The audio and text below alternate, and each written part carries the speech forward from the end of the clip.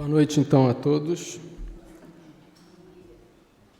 Hoje, como devem ter percebido ali pelo slide, a dinâmica é um pouquinho diferente. Então, hoje, a sessão vai ser de perguntas e respostas. Nós, daqui desse lado, vamos tentar responder às curiosidades que vós tens, para que nós possamos, então, tentar elucidar, se nós soubermos. Se não, tem aqui os livrinhos também que nós podemos procurar as respostas e discutirmos juntos também, se for importante discutir alguma questão. Então, hoje à tarde é vossa. Vocês podem se candidatarem a fazer as perguntas e nós teremos um microfone aí para que possa ficar registrado no nosso vídeo, para que todos nós possamos nos esclarecer um pouquinho mais. Então,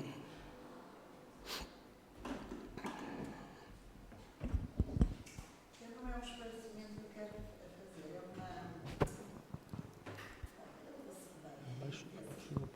fazer, é assim, no estudo que a gente vem vindo a ter aqui no Livro dos Espíritos, vocês fazem estão lá as perguntas, leem as perguntas e as respostas. Mas eu falo por mim, por vezes as respostas para mim às vezes não são bem explícitas, no sentido que às vezes não percebo certas coisas e, quer dizer, eu acho que, portanto, estou a falar só por mim, que às vezes as respostas podiam, portanto, vocês quando dão as respostas dos espíritos, deviam às vezes tentar com palavras mais... como é que eu ia dizer, mais simples, sim, contemplar mais para a gente perceber um bocadinho melhor, porque há certas coisas que nós lemos e vimos, mas não percebemos assim muito bem e ficamos assim na dúvida, que é como, por exemplo, eu também faço o Evangelho no lar, mas como faço sozinha, há certas coisas que eu digo, meu Deus, eu não estou a perceber isso, e às vezes peço a alguém que me ajude a perceber, e aqui eu só noto que aqui eu tenho essa dificuldade. Portanto, obrigada. Olha, o que eu posso falar é no que diz respeito a mim, quando sou eu que faço essa dinâmica. Eu, efetivamente, eu leio as perguntas, leio as respostas e procuro comentar. Algumas eu posso entender que elas são, de algum ponto, óbvias e objetivas, que não precisa de esclarecimentos mais profundos. Mas eu penso que o melhor que pode ser feito, como no exemplo da senhora, é sempre que durante a dinâmica, alguma posição que o palestrante que coloque, que não vá de encontro, pergunte, né? Eu, pelo menos, no momento em que sou eu o dinamizador, eu sou sempre aberto a perguntas e, para mim, não existe perguntas impróprias. Ou seja, sempre que houver alguma coisa que alguém não perceba, pergunte, olha, não percebi isso, explique melhor e pronto. Porque, como eu disse, eu procuro comentar, mas assim, eu não posso saber o nível de dúvidas que cada um tenha. Então,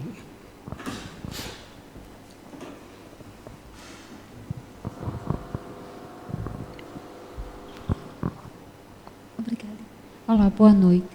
Desculpe, a pergunta não é bem uma pergunta, mas peço perdão logo de já, se meu questionamento não for condizente com a situação, mas eu gostaria de saber o seguinte: sinto falta, essa casa já tenho vindo algumas vezes, ela realmente há uma essência toca a nossa alma, entretanto, eu sinto falta...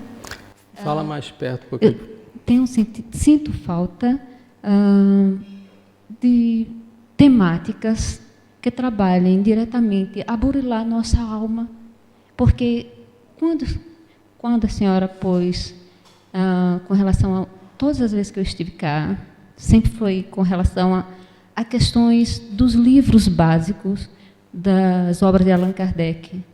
E sinto falta que a maioria das pessoas, como não tiveram estudos, como é o caso dela, estudos sobre essas obras, realmente ficam para mim, às vezes, já houve algumas pessoas a perguntar-me, entendeste? E eu entendi, mas porque eu já fiz os estudos sobre os livros. Mas para algumas pessoas dificulta um pouco.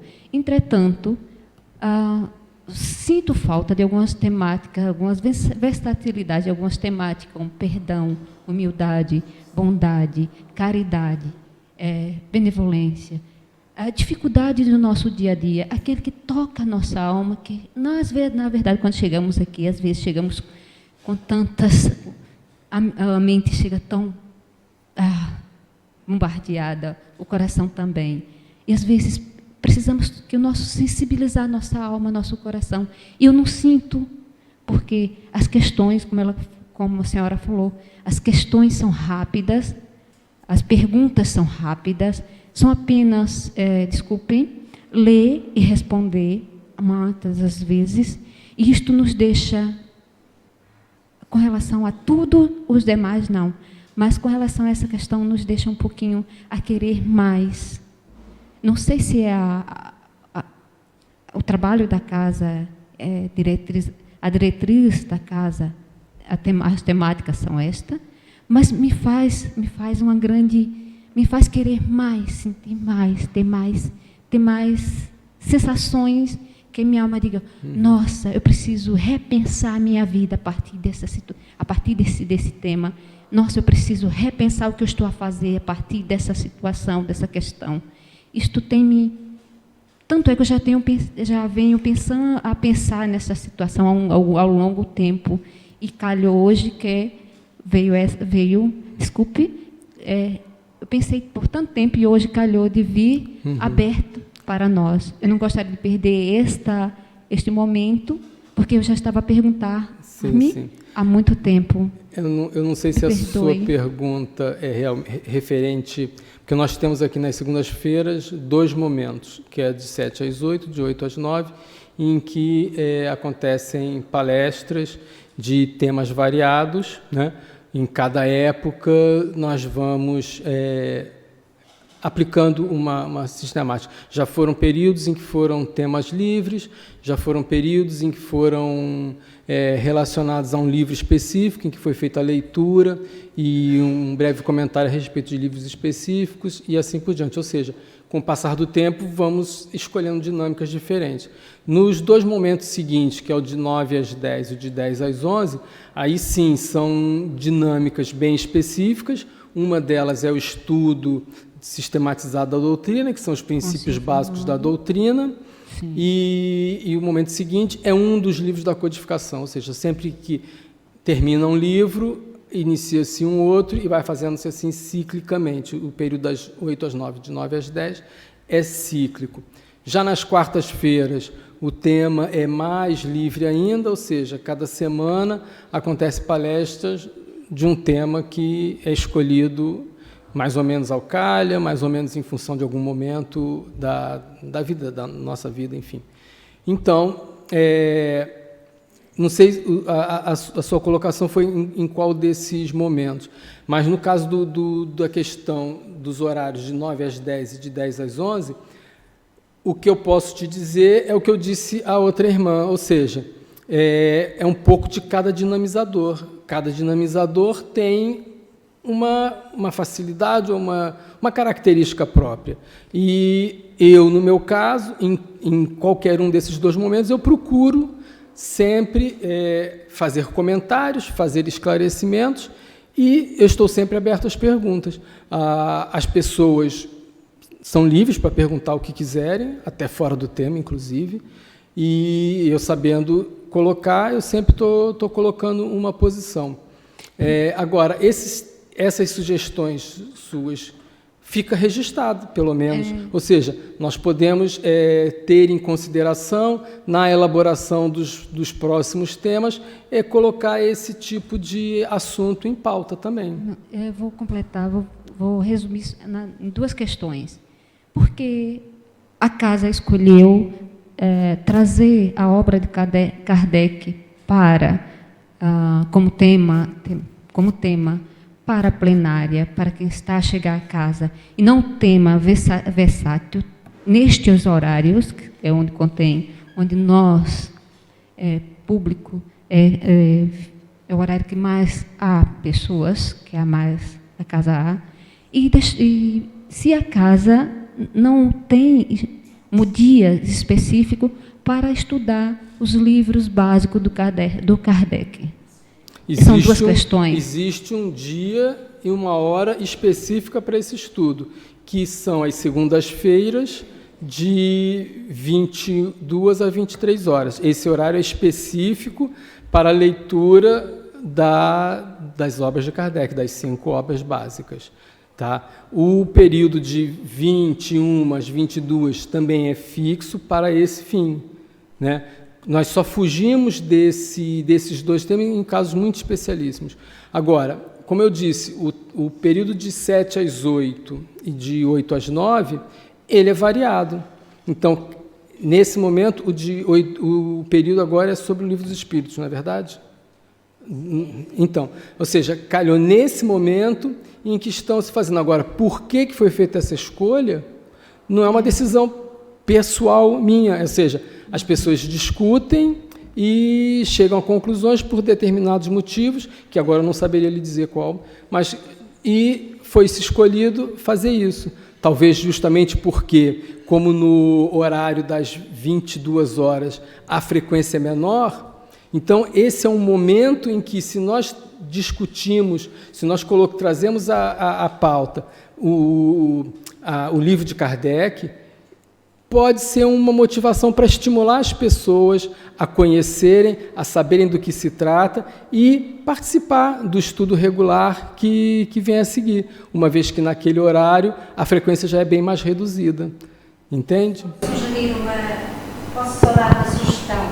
Eu penso que as sessões de quarta-feira são exatamente essas que nos vão ajudar a fazer uma reflexão mais aprofundada de todos esses temas que têm a ver com a nossa vida, com as nossas emoções, com a nossa diretriz. Aqui às segundas-feiras propõe-se mais um trabalho de estudo, não é? De estudo, e depois, como não podemos desenvolver muito tema porque não temos muito tempo, temos a seguir fazer o passe. Então, eu penso que a quarta-feira, se a irmã ainda não conseguiu vir, penso que será realmente esse o momento mais adequado a si. Acho que vai gostar bastante. Já conhece as reuniões de quarta-feira? Nas quartas, nunca, sempre... Então, experimente vir a quarta-feira, que é uma dinâmica bem diferente do que acontece na segunda-feira. Então, a noite exclusivamente para uma palestra, ela é uma palestra assim, mais completa, um tema mais... Entende? E eu acredito que vá de encontro a esse seu anseio. Sim, mas penso que quem é frequentador assíduo tem essa facilidade de acompanhar as obras, mas quem não é, passa a ser complexo na mente. Só gostaria de dizer... Bom, sim, mas... Nós planejamos um estudo para ser contínuo, justamente. Sim. O objetivo do estudo da doutrina é esse, é que o estudo seja contínuo. Tá? Ok. Agradeço, então. Ok, obrigada. Nós agradecemos também. Okay.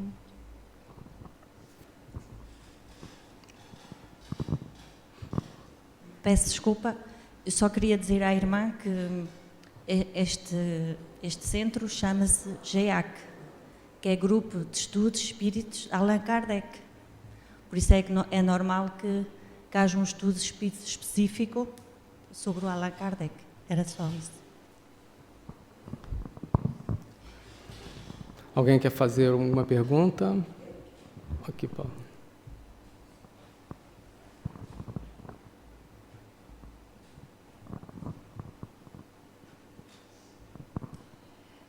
Boa noite a todos. Quando nós perdemos uma pessoa querida que parte, né? Quando ela atinge o plano espiritual, ela tem noção do nosso sofrimento, da nossa saudade, e quanto tempo uma pessoa leva para descer, se tem um tempo exato, né? E uma psicografia, até quando pode ser feita? É tempo indeterminado ou o espírito volta? Não existe uma resposta exata para essa questão. A situação é variável. Vai depender muito da condição em que o espírito desencarna, vai depender muito da condição das pessoas que aqui ficaram. Então, eu vou tentar colocar assim rapidamente os dois extremos. No extremo mais favorável, o espírito é um espírito mais desvinculado com a materialidade da vida, né? Não vou colocar em causa aqui nenhuma religião em que ele possa estar vinculado. Tá? A mesma poderia até ser uma pessoa que não tivesse religião. Mas se a pessoa está mais desvinculada da vida material, ela chega do outro lado, chega no plano espiritual, mais aberta a perceber a realidade em que ele vai se encontrar. Então ele vai estar mais favorável a se encontrar com aqueles que lhe são familiares, que foram antes dele. E as coisas vão fluir assim com muita naturalidade. No outro extremo, nós podemos dizer que ele pode estar tão perturbado, pode estar tão vinculado à vida material, que ele não consegue nem se desligar da crosta terrestre, no outro ponto mais extremo. André Luiz, no nosso lar, ele conta o que lhe aconteceu e ele ficou preso, entre aspas, no umbral durante 8 anos. No livro Violetas na Janela, a autora espiritual, ela conta que ela tinha uma grande ligação com a mãe e essa ligação perturbava ambas, porque a preocupação em que nós aqui temos de alguém que ficou desencarnado perturba-lhe, e o inverso é igual. Então, o que elas fizeram? Elas simbolizaram um afeto entre ambas por intermédio de uma violeta. Então, a mãe aqui colocou uma violeta na janela e ela lá também no mundo espiritual fez o mesmo. Então, aquelas duas violetas simbolizavam a ligação entre elas. Tá? Então, ou seja, nos dois extremos é isso que acontece. De um modo geral, quem fica não é prudente ter essa preocupação, esse interesse tão grande. No caso das pessoas católicas, tem a missa de 7º dia, tem a missa de mês e assim vai. Então, ou seja, são momentos específicos em que nós ligamos mais diretamente com aquele que desencarnou. É útil para nós fazermos preces em prol das pessoas. O que é prejudicial efetivamente é o nosso estado de preocupação. Será que ele está bem lá? Será que ele não está? Coitado. Ele era tão assim. Vamos supor que a pessoa seja uma pessoa assim, cabeça de vento. Ela era assim, e como é que está lá? Deve estar com problemas. Entende? Então, ou seja, é prudente que nós que estejamos aqui encaremos com naturalidade o que de fato é, né? O desencarne é uma coisa natural, ninguém fica aqui para sempre, e as nossas preces de bem-querer, de que ela possa estar sendo acolhida, que ela possa estar se desenvolvendo com naturalidade. Isso é útil e até ajuda, até importante. A revolta, então, tudo depende da condição das pessoas que cá estão e da pessoa que desencarnou. Se é uma pessoa revoltada, ela vai, com essa revolta, vai aumentar o sofrimento, não só dela como de outro, né? Imagina uma situação extrema também, em que aquela pessoa ela foi assassinada, brutalmente assassinada. Tá? Então, como nós sabemos que Deus é justo, nós não podemos conceber que aquela pessoa passou por uma situação injusta. É impossível. Quem tem certeza da justiça divina e da bondade de Deus, quem tem certeza disso não pode dar crédito à injustiça quando uma pessoa passa por isso. Logicamente que é uma situação trágica, mas ela passou pelo que ela precisava para aprender. E ela está sendo amparada por Deus e pelos bons espíritos, igualmente como se ela tivesse tido um desencarne mais tranquilo. O que nós podemos fazer? Nós não podemos nos revoltar por causa daquilo, né? Então, o que nós devemos fazer? Vamos rezar, vamos pedir para que aquele irmão que desencarnou possa estar tranquilo, possa, apesar da forma como aconteceu, ele possa encontrar paz, que os bons espíritos possam lhe aceder. Porque os espíritos sempre acedem àqueles que desencarnam, é óbvio.